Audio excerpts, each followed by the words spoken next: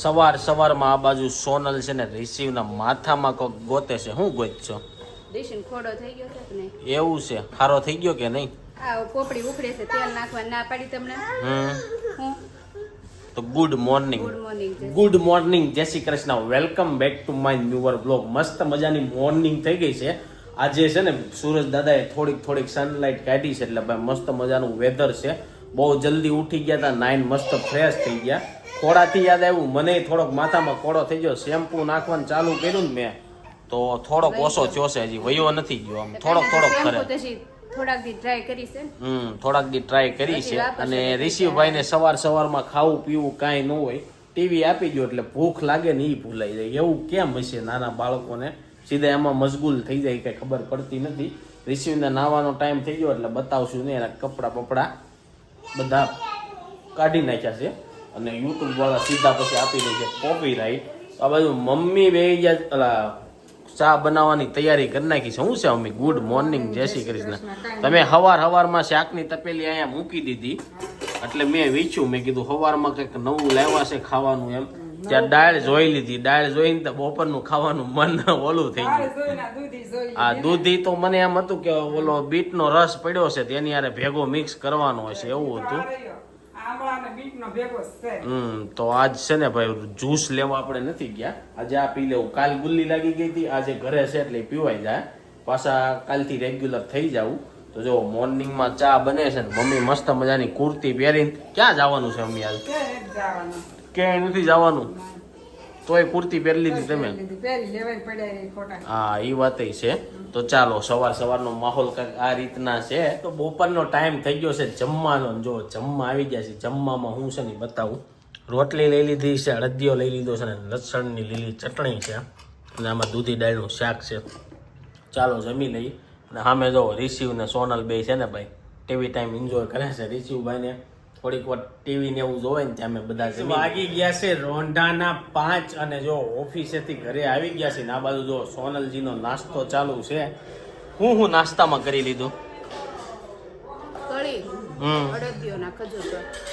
કળી અડદિયો ને ખજૂર પાક. ચા નથી પીવાની?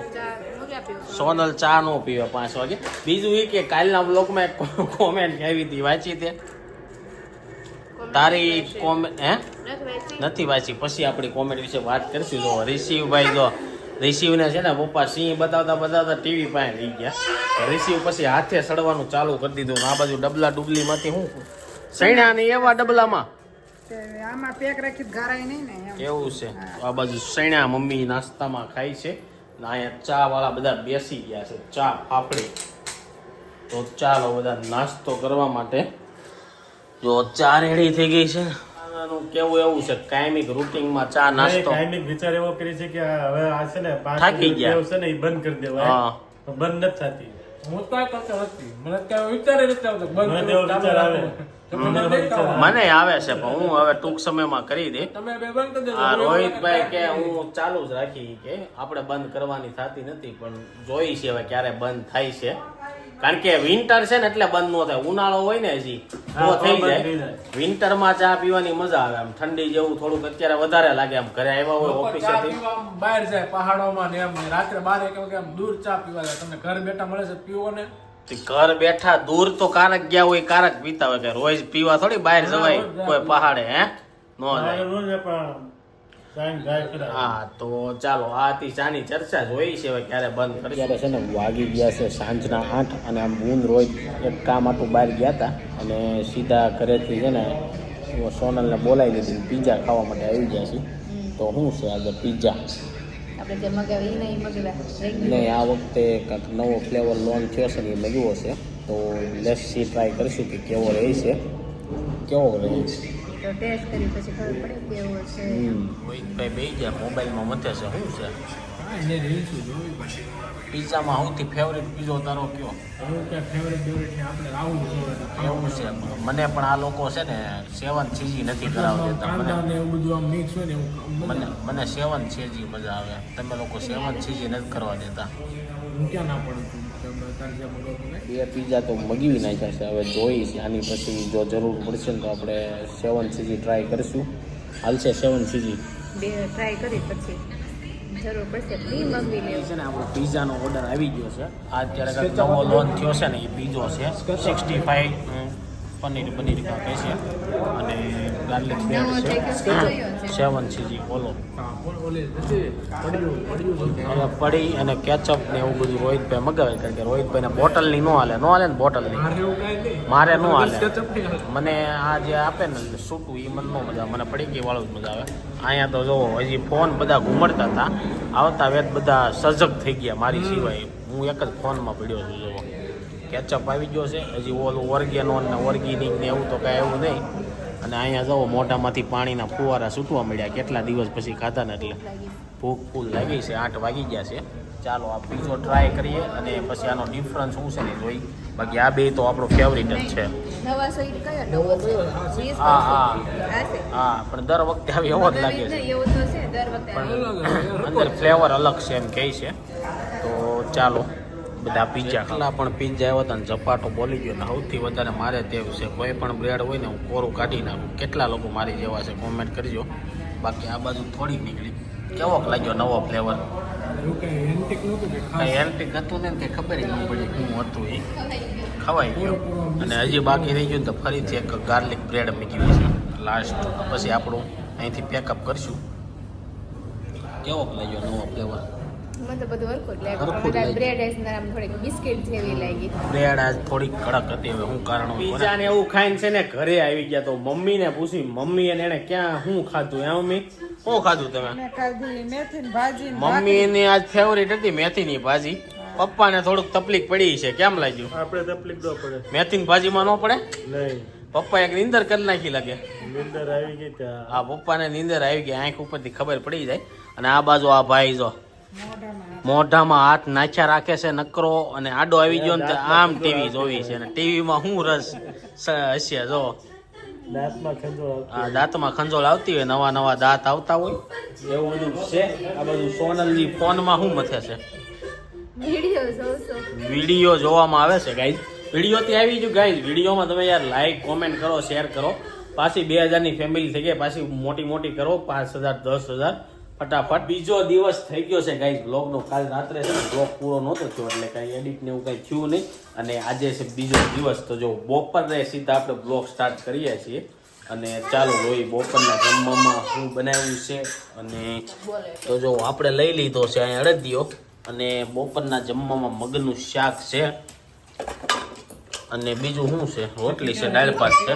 હે બધા મગ ભાત ખાય બધા મગ ભાત ખાય પણ મને હવે રોટલી કાંઈ ન કરે મગનું શાક ઓછું ભાવ શાક મળ્યું. કરે અને ભાતમાં નાખીને દાળ પછી ન બને મગ ભાત ખાવાની મજા આવે પણ હવે મને મગનું શાક ઓછું ભાવ મળ્યું. પેલા આ તો કાંઈક ન ભાવતું. હોય તે બનાવે આજે કઈ શાક નહીં હોય એટલે મગ કઠોળ આમે અઠવાડિયામાં 1-2 વાર કઠોળ બનાવવું પડે. અને આ બાજુ જો મમ્મી ને રિશિવની બેની રમતું જોઈ જો. રિશિવને ખવાઈ ગયું છે કાંઈ ખાવું નથી તો એને જો આવું રમવું હોય. રિશિવ ગરમ છે. મમ્મી પૂછે શેરીમાં શું કરતો શું કરતો હતો? કપડા ઉચવાય બધા જે હાકવું હોય પડ્યા હોય ને હા ઓલા તું નથી કોકના ધોળા કપડા બીજી વાર ધોવરાવી શેરીમાં એવું લાગે છે. શું કરે હા. ગરમ હોય ને શું કરતો? ક્યાં ગરમ છે ઈ તો નથી ગરમ. જો ખોટું ખોટું હશે, થોડું ઘણું હશે તો હશે. જો એટલે અટતો નથી. અને આ બાજુ રોહિતભાઈ નું તો ખાવાનું પૂરું થઈ ગયું. અને જો રિસીવ મચાવે છે ભાતથી રમશે. ચાલો આપણે જમી લઈ. સિંહ કેમ કરે કેમ કરે તી કેમ કરે નિશિલ તું એ કેમ કરે? છે તી કેમ કરે અત્યારે એનું ફોકસ મેન ભાતમાં જ છે. તો ચાલો જમીન છે ને આ ભાઈ છે ને કોગળા કરે છે. તો મોઢામાં જે હલવાઈ ગયું એ નીકળી જાય. તો આ જો આની આસુકતા જોવો એ શીખે છે. એ હાન થાય ને કેમ કરવાનું કાકુ કરે છે પણ એ હાન થાય ને ત્યાં ટ્રાય તો કરશે જ એકવાર.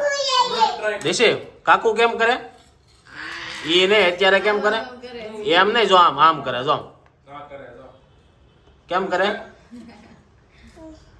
કરે છે હજી નથી આવડતું પણ 1-2 દીમાં શીખી જાય. તો ભાત કોરા દાબે છે. ઓફિસેથી ઘરે આવી ગયા છે. જો ફાફડી લેતા આવ્યા છે મસ્ત મજાની.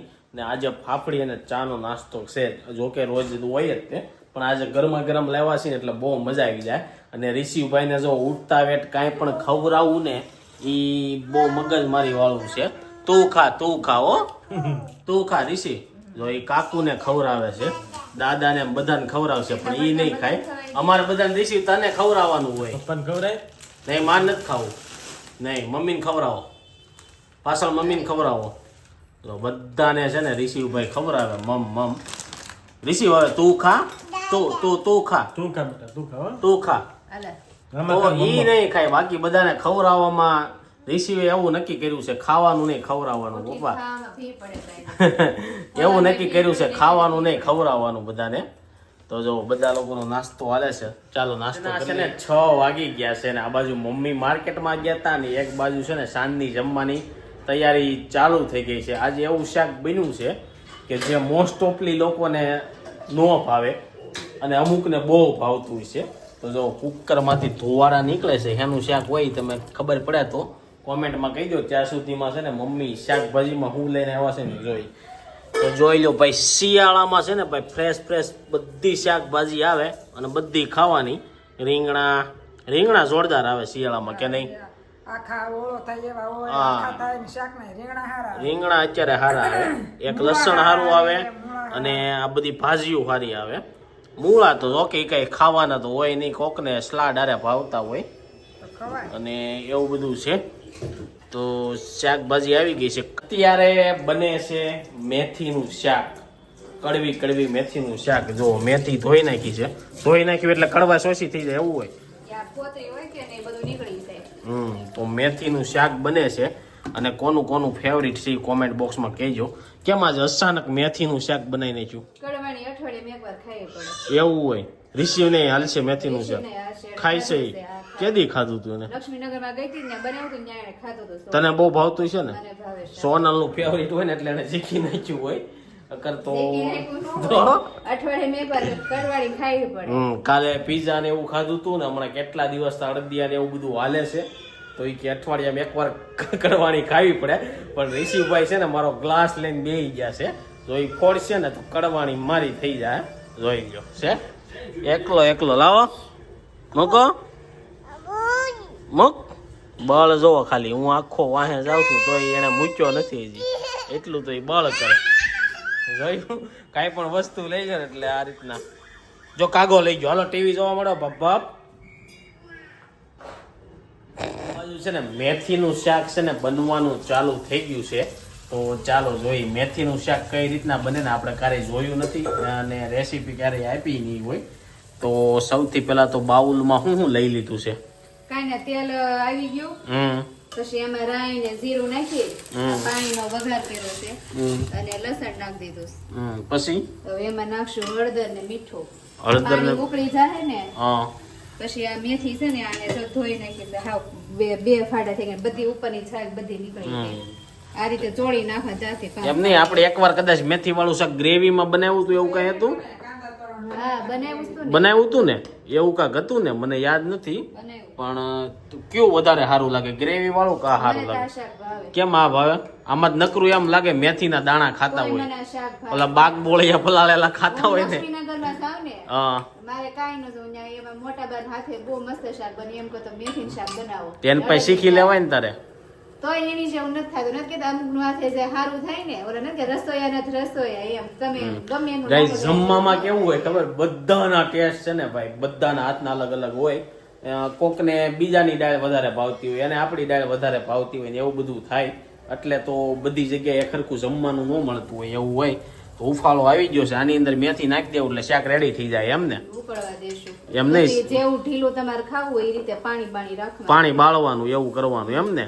તો જો જોરદાર શાક બની ગયું છે મેથીનું. હવે આમાં નાખશું તો ગળ. મેથીની શાક ગળે નાખવાનો આની અંદર. તે ગળ હટું ને તીખું ને બે ગામ હોય ને હામ કડવાશ એટલે કડવાશ ન લાગે એમ. તો મેથીના શાક આરે છે ને રોટલા ખાવા પડે, રોટલા. ભાખરીમાં નો મજા આવે. કાંઈ ન હોય.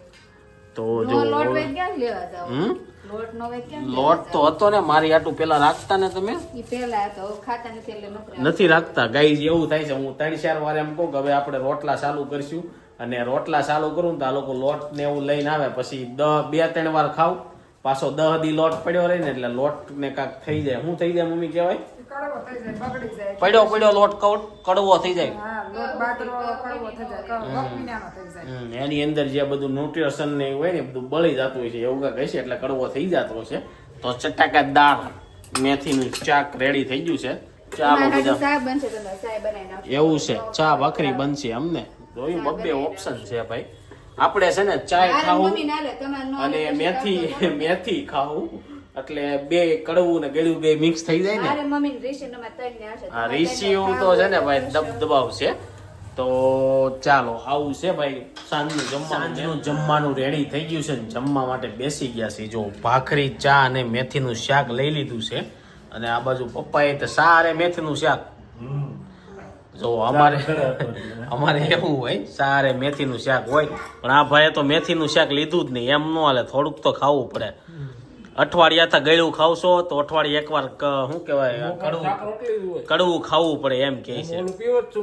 કેવું?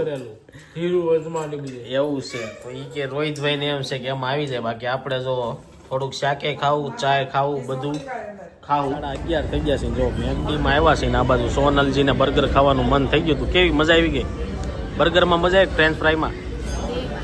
અહીંયા અમારો બાબુ, જો બાબુ બેઠો બેઠો. હું કા બટું તું મમ ખાશો? શું ખાશો બતાય તો ખરી. ઋષિભાઈ ને બહાર બસું ને એવું પડી ગયો છે ને, એમાં બહુ શોખ છે. પણ હવે જોઈ ક્યારે એને એમાં બેસાડવી. અત્યારે તો ભાઈ પીપી કરી ગયા છે લઈને તો જાઓ. અને હજી સ્ટ્રોબેરી શેક બાકી છે, આવે એટલે એન્જોય મારીએ. અને ફ્રેન્ચ ફ્રાય તો પૂરી થઈ ગઈ, પછી અમારો ઠીક શેક આવી ગયો છે. અને આ બાજુ જોરદાર છે. કેવો છે હે? છોકરા આટું વધવા દેજે કાકા. બોલો પીવા જેવી કઈ એવો નથી. એવો નથી. જો સોનલજીને એવો નથી લાગ્યો, થોડો અલગ લાગ્યો. ઋષિભાઈ ને પાવી છે, એ તો હમણાં ઉપાડી લે. શું લાગ્યું? સાસ સાસ નથી. એને તો મજા આવી ગઈ. ગાય ગા પૂરું કરો કર, ખાલી દવાખાને જવું તો.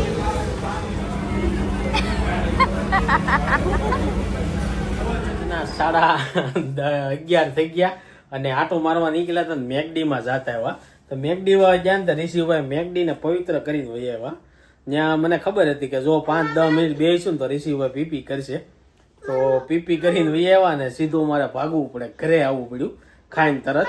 આવું થઈ ગયું ને અત્યારે ભાઈને કેસેટ સોટી ગઈ છે. જો હું રિસીવ તો ઓલું શું ખાતો તો, કેમ પીતો તો, ઓલું કપમાં કેમ પીતો તો, હજી મમ ને છે. ચાલો ગાઈઝ, જેની સાથે આજનો વ્લોગ આ એન્ડ કરું છું. આઈ હોપ કે તમને આ વિડીયો ગમ્યો હશે. વિડીયો ગમ્યો તો લાઈક કરી, શેર કરો, કોમેન્ટ કરી, સબસ્ક્રાઇબ ન કર્યું પહેલા કરો. Thank you for watching. Bye bye. Receive Tata કે? ટાટા કે તો રિસીવ ને વ્લોગ એન્ડ થાય એટલે ટાટા તો કઈ જ દે એકવાર.